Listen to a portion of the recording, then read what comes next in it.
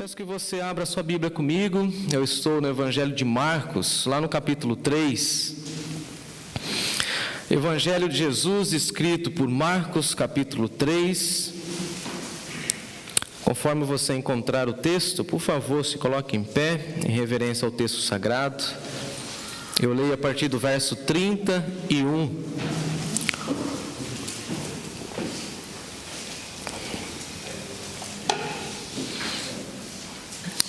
Muita gente aqui nos acompanhando pelo nosso canal do YouTube, queremos saudar a todos, de perto e de longe, sejam todos bem-vindos. Marcos capítulo 3, a partir do verso 31. Eu espero todos encontrarem.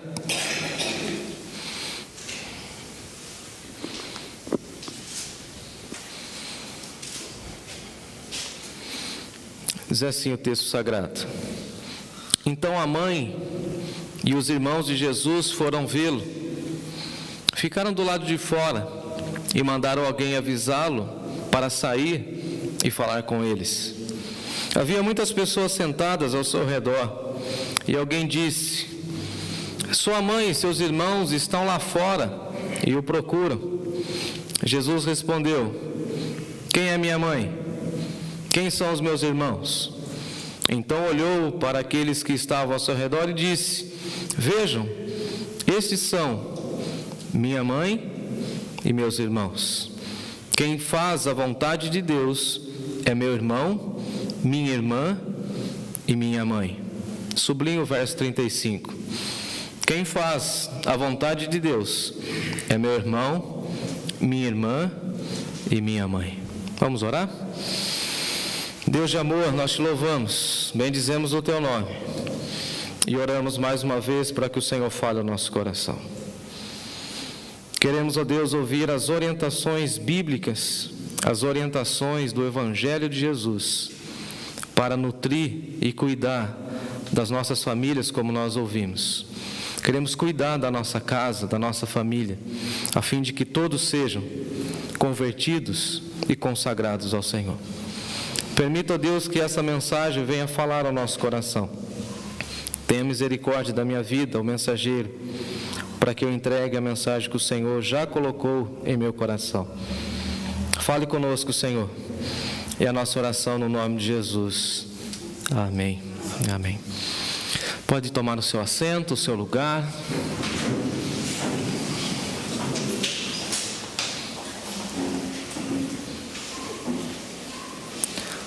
Meu tema hoje é a minha família e a família de Deus. Talvez para as crianças esse conceito seja um pouco mais difícil de ser assimilado, mas nós também temos essa proposta de ensinar às novas gerações que a igreja é sim a família ideal, a família de Deus. Mas a família também que tem lá as suas dificuldades, as suas lutas, como toda família. Como eu já falei e fiz uma crítica, aquela ideia de que nós queremos construir uma ideia de família perfeita e família perfeita não existe. A família que nós temos é aquela em que nós fomos incluídos. Temos que amar a nossa família, respeitar a nossa família, honrar a nossa família e também trazendo esse conceito para a igreja, pensar na igreja como essa família de Deus, como Jesus mostra para nós, e depois Paulo vai dizer que não há estrangeiro, não há escravo, não há livre, todos fazem parte da mesma família. E dentro dessa perspectiva, parece que nós vivemos em um tempo onde nós precisamos falar o óbvio, e às vezes o óbvio causa estranhamento nas pessoas. É muito claro para nós que família é instituição divina, foi Deus que criou a família, Deus sustenta a família, Deus que provê o sustento da nossa família. Enquanto nós estamos dormindo, Ele está cuidando, amparando. Enquanto nós estamos trabalhando na obra dEle, Ele está cuidando e trabalhando em prol da nossa família. E nós às vezes precisamos lembrar desses conceitos básicos, porque agora nós precisamos até mostrar e provar que a grama é verde. Cúmulo do absurdo. Então, o que é família? Então, todas as vezes que eu vou falar de um conceito, eu me lembro do meu professor de filosofia, ele fala o seguinte: olha, quando aquele conceito não é bem solidificado na sociedade, explique o conceito. O que é família para nós, cristãos? Porque hoje nós temos novos arranjos familiares. Já ouviu falar disso? Novas constituições de família. Inclusive, um par do mesmo sexo, para a sociedade, é considerado uma família com plenos direitos. Agora, o que é o conceito para nós, o cerne de família? Família. Quando Deus criou a família? Quando? Ele cria o Adão, correto? Me acompanhe? O Adão é o quê? Barro, faz o bonequinho, sopra nele o fôlego de vida, ele se torna alma vivente. O tal do Adão começa a dar nome lá nos bichinhos, e eu acho que foi um difícil trabalho. Você concorda comigo? Ele deu nome para todos os animais. Passa o cavalinho lá, ele falou assim: daí vai ser cavalo. Cavalo. Mas passou uma mulherzinha atrás dele, uma fêmea atrás dele. E aí o Adão fala assim: essa é égua. Passou o cachorrinho. Ele falou: isso é o cachorro. Passou a mulherzinha do cachorro. Como que é a mulherzinha do cachorro? Vocês estão divididos, gente. Ó, do pilar para lá falou uma coisa, do pilar para cá falou outra. Qual que é a esposa? Estou brincando aqui, mas é verdade. Vocês vão entender depois. Qual que é a esposa do cachorro? É cachorro ou cadela, gente? Alguém dá o Google aí para mim, por favor? Josiane. Aí passou o jacaré. Ele falou: não, esse é o jacaré. E aí passou a mulher. E aí? A jacaroa? Falando no meu ponto aqui. Aí passou um camarada parecido comigo, de terno, chamado Pinguim. E a fêmea do pinguim? Pingoa. Dei o nome que eu quis. Passou o elefante. Tem uns amigos meus aí que gostam de ir lá no zoológico ver os elefantes. Tem um só agora na cidade.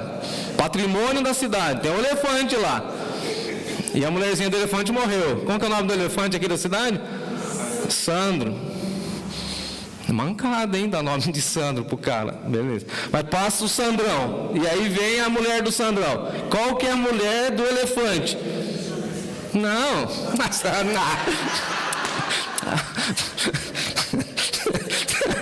Sandra. Tem uma Sandra aí, vai que a mulher me processa, eu estou enrolado, pô. Aí o Adão vai dando nome em todos os animaizinhos, e ele vê que ele não tem nenhuma fêmea igual a ele. Não tem.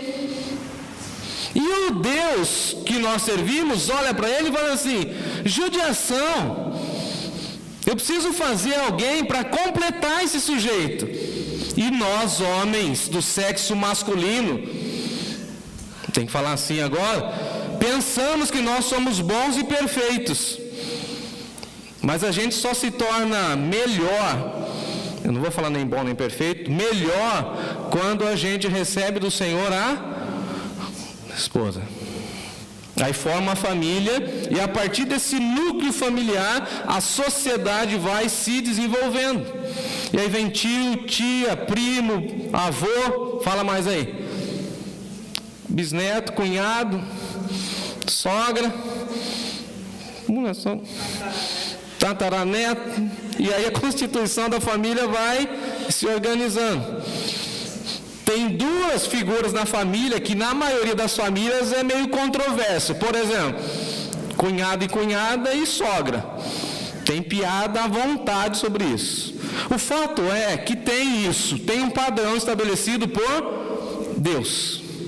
Mas aí o pecado vem e tenta destruir aquilo que Deus fez de uma maneira correta. E ele olha então para o homem e fala assim: não é bom que o homem viva só. Deus nos criou para a comunidade.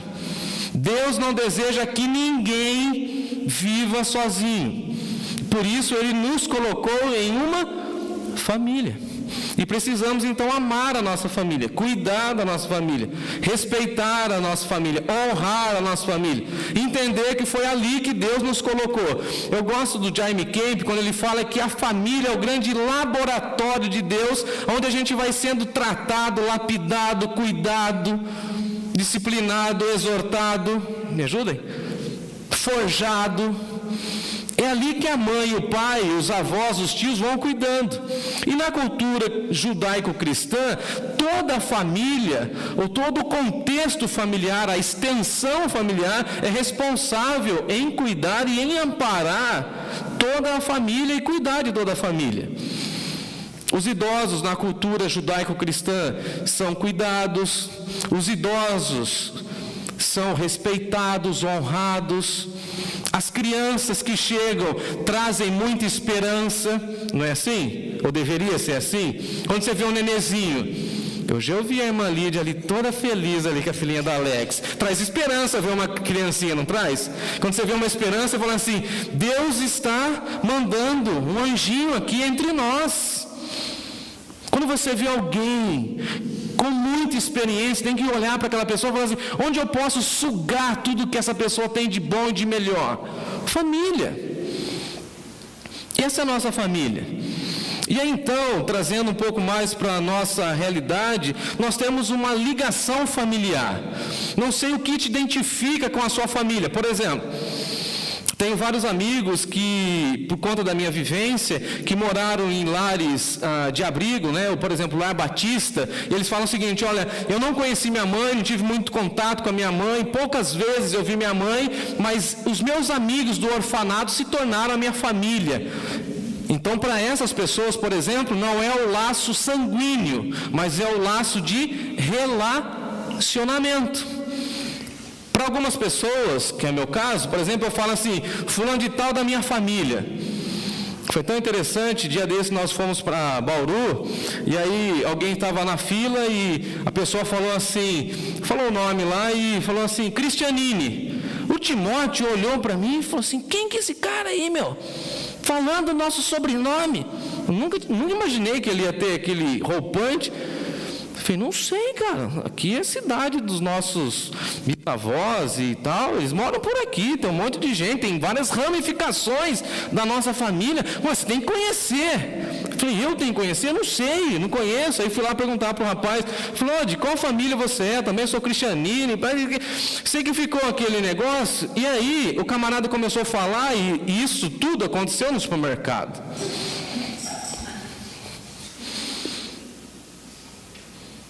E no supermercado, o camaradinho lá, que depois eu fui descobrir que é meu primo de 3º e 4º grau, ele não estava comprando alimentos como a gente compra normal, ele estava comprando lá umas bebidas que os passarinhos não tomam, outras coisitas más.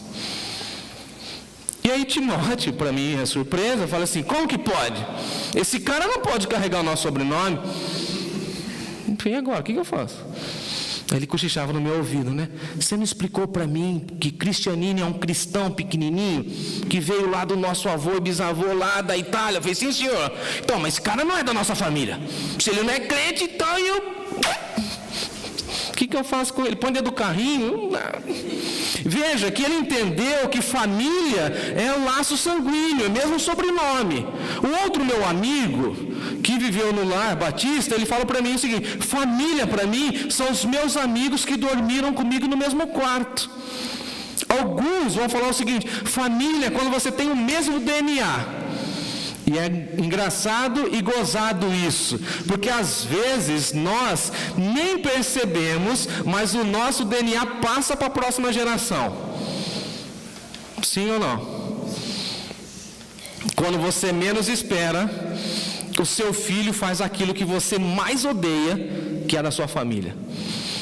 E eu fico olhando e falo assim, da onde esse cara aprendeu essa mania da minha família? Aí a Natália fala assim, isso daí é igualzinho você. Eu falei, não acredito, eu não sou. Imagina, DNA, carrega. Quando eu vou dormir, por exemplo, eu durmo sempre do mesmo jeito e do mesmo lado. O Timóteo nasceu dormindo daquele jeito, incrível. Eu vou tomar soro no hospital, não consigo ficar com a perna esticada. Quando eu fico internado, elas amarram meu pé, porque eu cruzo a perna. Não consigo ficar com a perna esticada, as duas. Tenho a sensação que eu estou morto. Então, para eu não pensar que eu estou morrendo, eu passo 4. O meu filho só dorme assim. Não ensinei para ele, ele nunca dormiu comigo. Mas passa no DNA. Tem um jeito muito peculiar de querer tudo no mínimo lugar, muito exato. Eu falo assim, vai sofrer na vida. Mas é o DNA, laços sanguíneos. Então tudo isso para falar que nós fazemos parte de um ciclo familiar. Você tem a sua família. Mas também você precisa entender que você foi chamado para viver a família de Deus. E dentro da família de Deus existem outras famílias.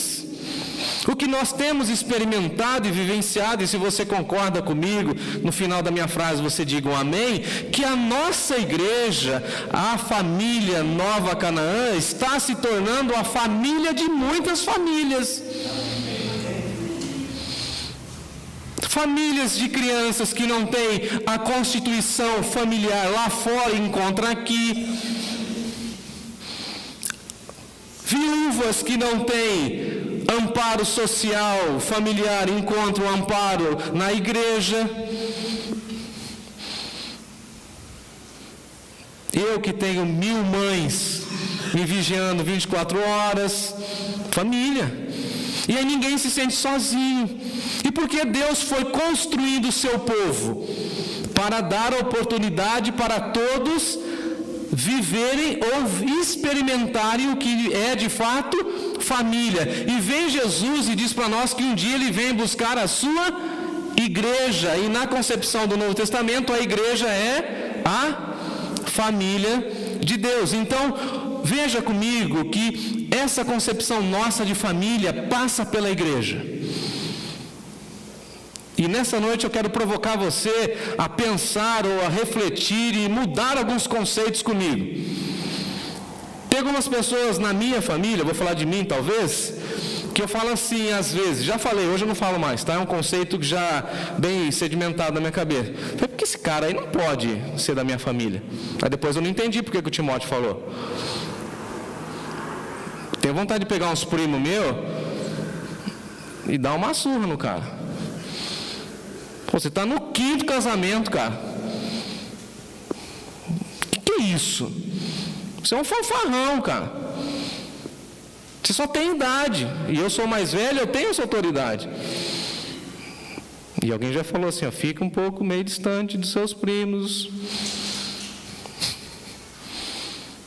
Laços familiares.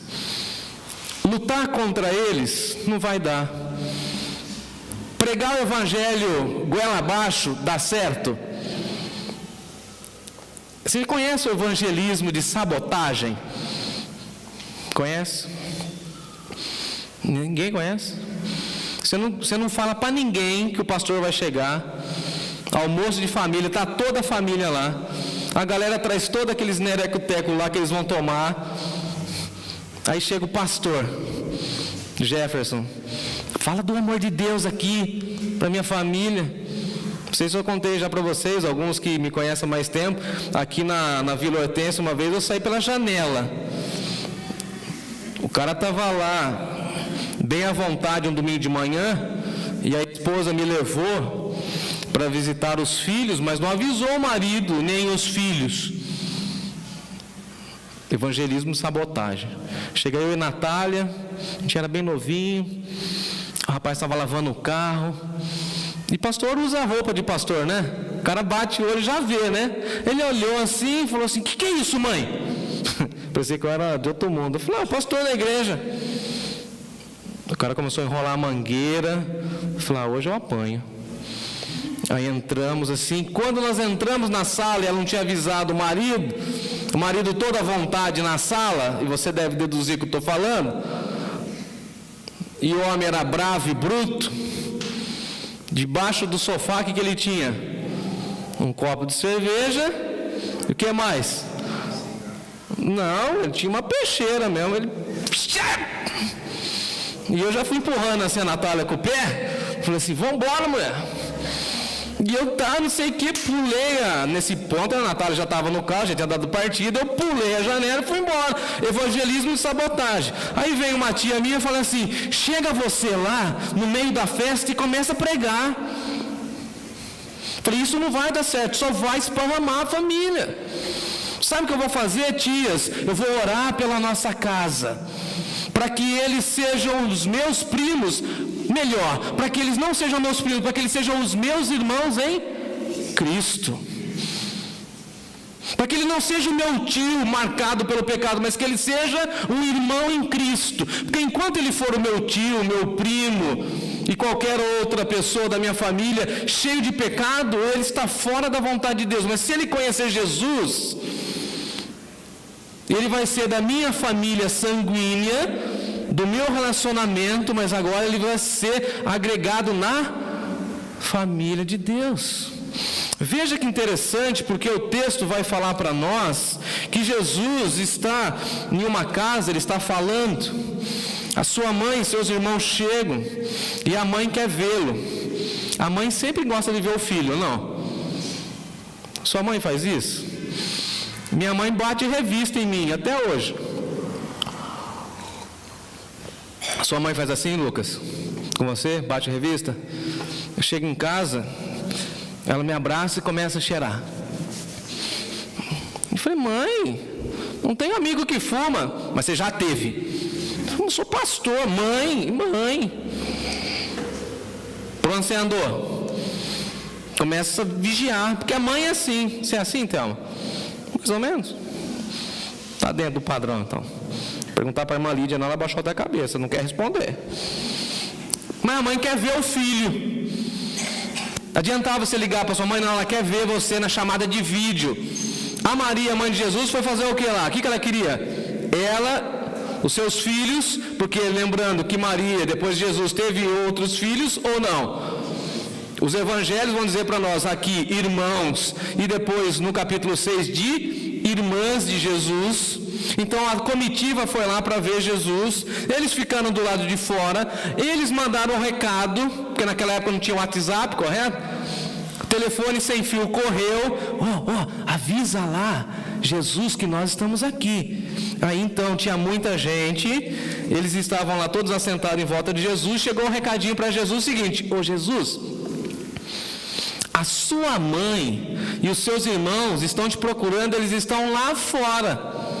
E aí vem Jesus e faz uma pergunta extremamente profunda e reflexiva, quando ele fala o seguinte para nós: quem é minha mãe e quem são os meus irmãos? E essa pergunta deveria ecoar na nossa cabeça, na nossa mente, e deveria provocar em nós algumas reflexões. Quem é a tua mãe?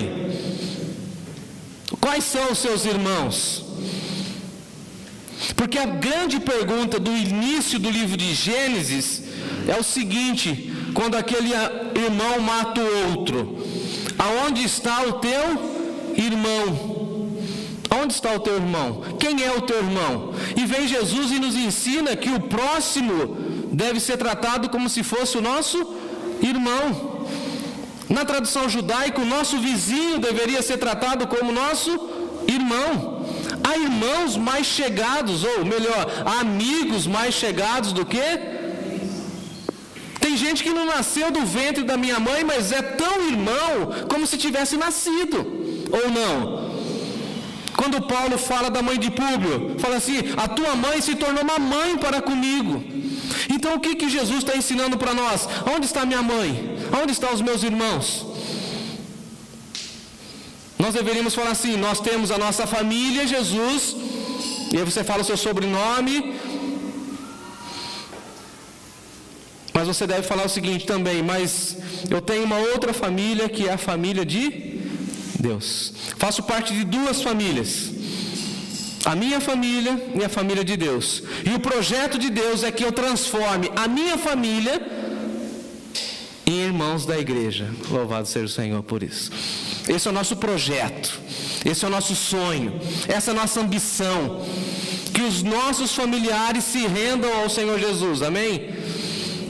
Que aqueles parentes distantes que ainda não conhecem a Jesus, reconheçam Jesus em nós, através de nós, apesar de nós, e passem por uma transformação de nomenclatura. Tão engraçado ver uma tia minha, ela sempre está aqui com a gente, a Marisa, lá de Birigui, ela fala assim: é Rodolfo, me chama de Rodolfo, é tão bonito te ver pregar, meu filho. Eu fico imaginando o que passa na cabeça dela, que me viu crescer. Aí eu falei para ela: tia, agora eu não sou mais o seu sobrinho apenas. Ela falou: não pensei nisso. Eu falei: você está a 600 quilômetros longe de mim, já apresentei algumas igrejas aí, mas você continua me ouvindo, eu sou seu pastor. E dentro do reino nós somos irmãos.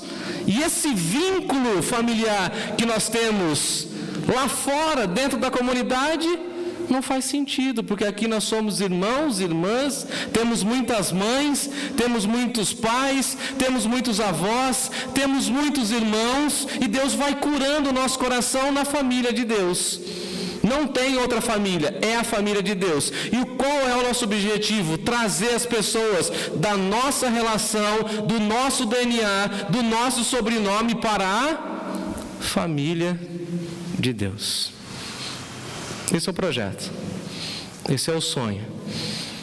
Mas às vezes nós estamos pensando em outras coisas, em outros sonhos. E aí Jesus vai ampliando esse conceito de família. E aí eu retomo, para caminhar para o final, da expressão que está no Antigo Testamento. Quando Josué, que já fazia parte do povo de Deus, diz o seguinte: levanta a bandeira, né? Eu e a minha casa serviremos ao Senhor. Ou seja, eu e o meu reduto, as pessoas que estão sob a minha liderança. Não sei vocês, não sei que pensamento vocês vão ficar, não sei qual Deus vocês vão seguir. Ele está falando para o povo de Deus: eu não sirvo a idolatria, eu e a minha casa serviremos ao... Eu vou fazer de tudo para que a minha família sirva a Deus. E é esse conceito que Jesus está falando. Traga a sua família para o reino de Deus. Transporte a sua família para o reino de Deus. Faça de tudo, para que os seus familiares sejam convertidos, sejam pessoas de Deus, sejam consagrados, sejam piedosos, sejam tementes a Deus.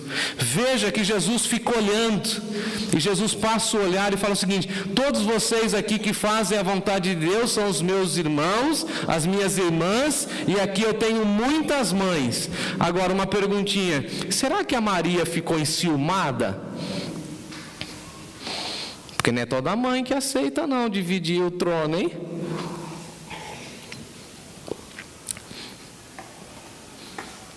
Quando a gente tem o privilégio da maternidade, da paternidade, a gente precisa sempre estar preparado para aquele momento, até a respiração muda, aquele momento em que o filho ou a filha vai embora. É errado a gente dizer assim: é errado. Estou criando meu filho para o mundo, é errado. Mas a gente está treinando o nosso filho, a nossa filha, para ser uma luz nesse mundo. E um dia vai embora. E a gente não está preparado para isso. Porque nasceu, a gente gruda, não é assim? A gente abraça, a gente cuida, a gente sente o cheiro, a gente cuida da roupa. E a gente não quer aquele dia da separação. E a gente minimiza isso, mas isso é muito doloroso para as mães, para os pais também. Tem pais que não se recuperam. Você lembra da síndrome do ninho vazio? A casa começa a ficar muito grande, muito arrumada.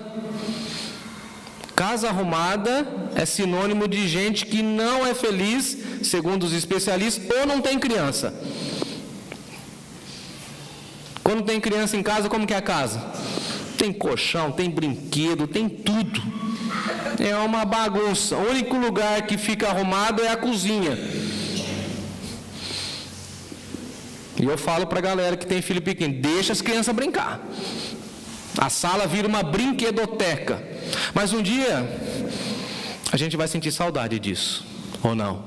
As mais experientes, da saudade. Eu, particularmente, abrindo meu coração, sabe o que eu tenho saudade?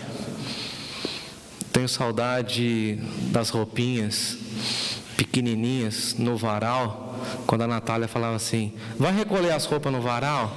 Aí eu ia lá no varal.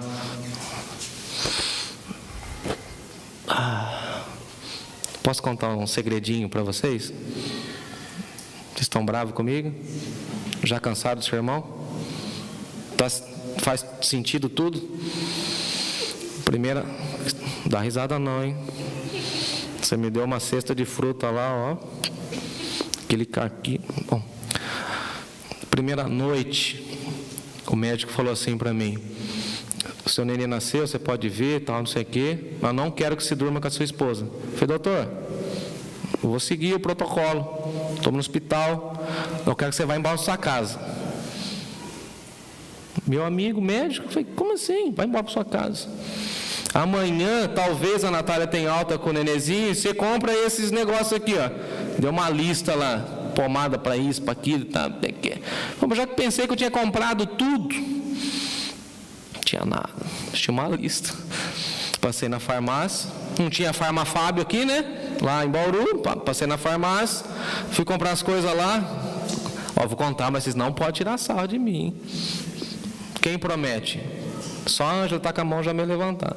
Aí eu passei lá, comprei um sabonete. Naquela época minha barba era maior. Aí eu cheguei em casa, falei assim, sabe o que eu vou fazer? Já que eu abracei aquele cara cheirosinho no hospital, vou dormir sozinho aqui, sem minha mulher e sem o meu presente que Deus me deu. Vou contar para vocês, peguei e fui tomar um banho, Josi, guarda essa. Peguei um monte. Peguei o pote assim de...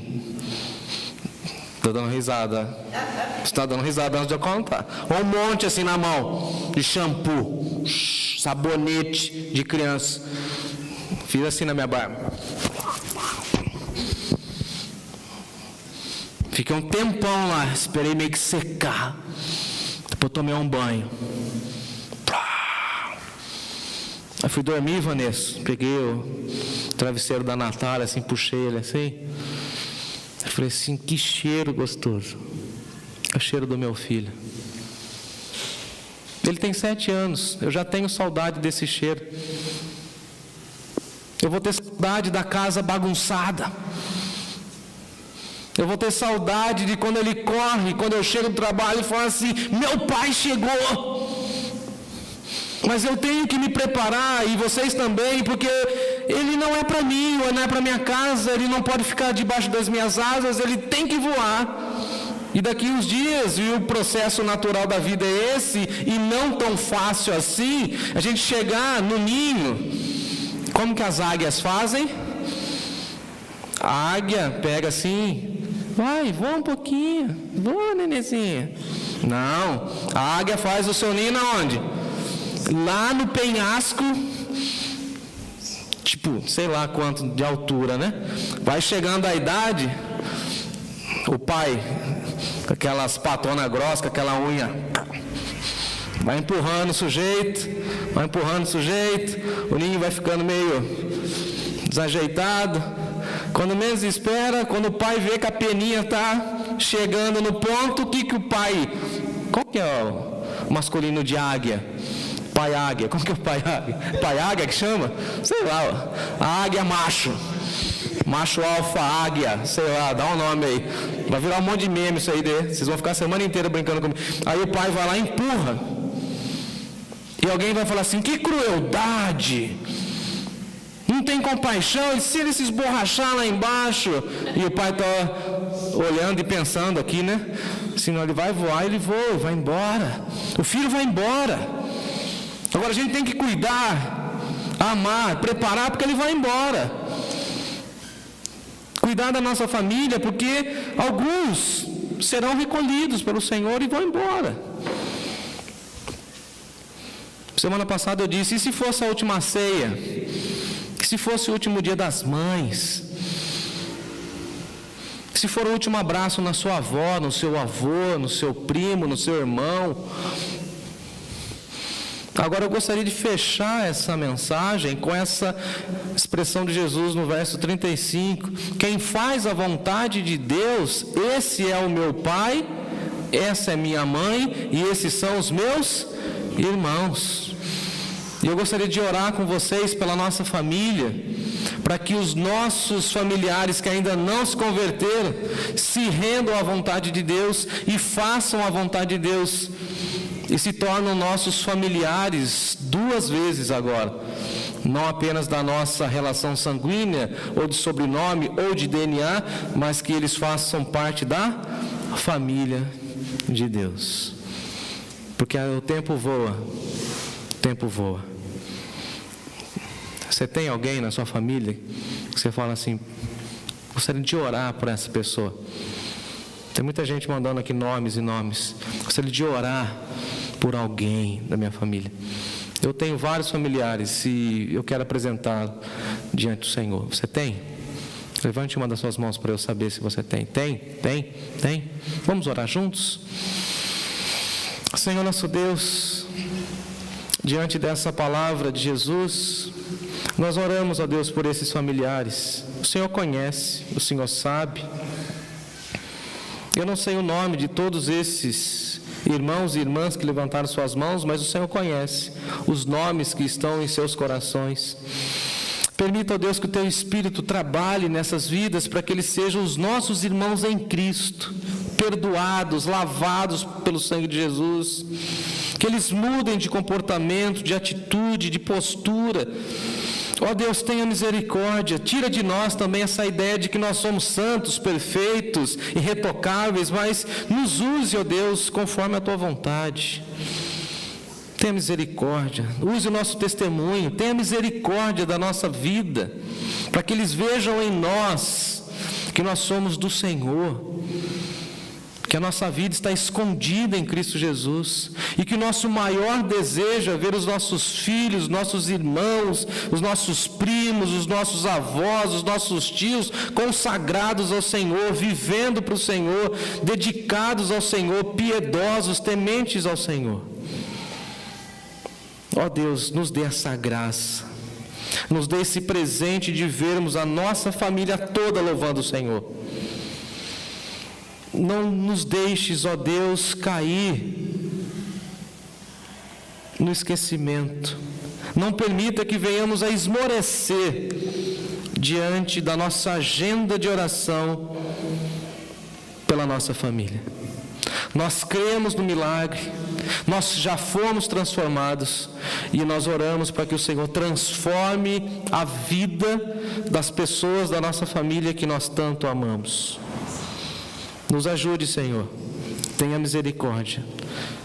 Em nome de Jesus nós oramos. Amém. Vamos cantar que nós somos um...